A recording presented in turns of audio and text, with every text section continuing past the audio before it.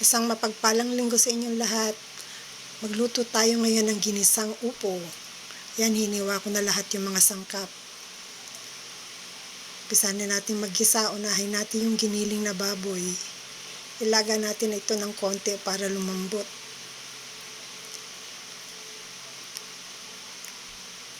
Yan, malambot na siya. Anuhin na natin, gisahin na natin. Lagyan natin ng bawang.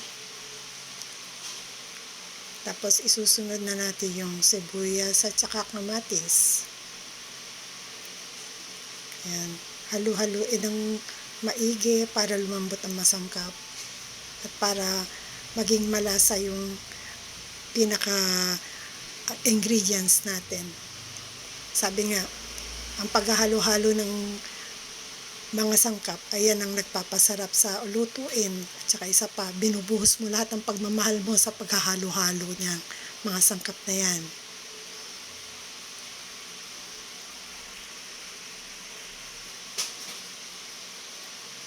Yan, medyo malambot-lambot na yung kamatis. Ilagay na natin yung alamang paste at saka yung dried na hipon. Isa rin yan na nakakadagdag ng sarap. At saka shrimp cubes para malasa ng husto. Yan, halu-haluin uli. Tapos lagyan ng konting paminta at saka konting asin. Halu-haluin na naman. Tapos ilalagay na natin ang main ingredients, ang upo.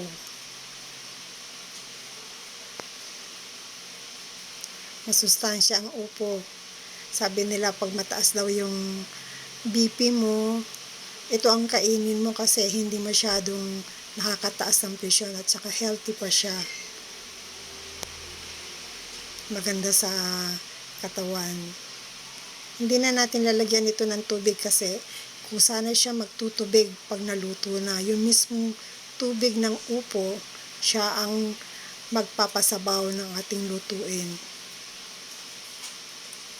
Takpan muna, tapos hayaang maluto. Yan, luto na ang ginisang upo. Tara, kain na tayo.